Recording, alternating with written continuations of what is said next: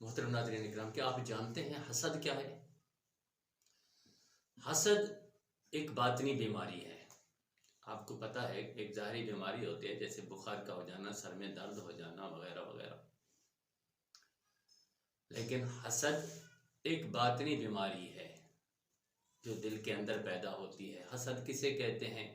ہمارے اندر بھی شاید ہو، اللہ تعالیٰ سب کو محفوظ فرمائے، کہ جو یہ دعا کرے کہ کاش یہ فلاں سے نعمت زائل ہو جائے اور یہ نعمت مجھے حاصل ہو، فلاں سے زائل ہو کہ مجھے حاصل ہو، اس کو یہ نعمت نہ ملے تو اس کو حسد کہتے ہیں۔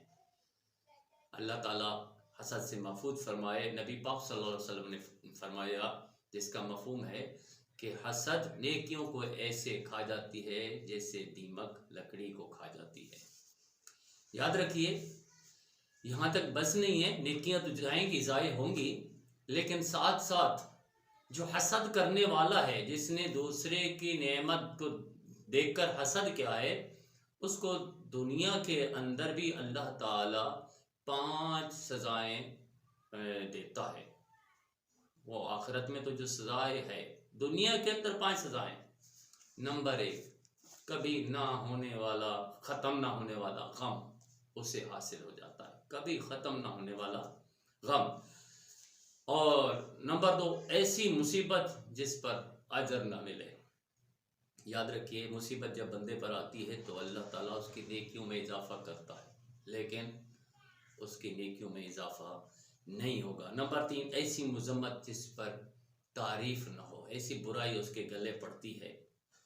اور چوتھی، توفیق سے محرومی، خیر کے کام سے محرومی، یہ اس کے حصے میں آتی ہے۔ اور نمبر 5، جو سب سے بڑی ہے، یہ سزا ہے، اللہ تعالیٰ سب کو محفوظ فرمائے، وہ سزا یہ ہے کہ اللہ تعالیٰ کی وہ ناراضگی مول لیتا ہے۔ نعمت عطا کرنے والا بھی اللہ تعالیٰ ہے، اور یہ اس کی نعمت کے زوال کا اللہ تعالیٰ سے سوال کر رہا ہے، تو اللہ تعالیٰ ایسے بندے سے ناراض ہوتا ہے۔ اللہ تعالیٰ ہم سب کو حسد کی بیماری سے محفوظ فرمائے، آمین۔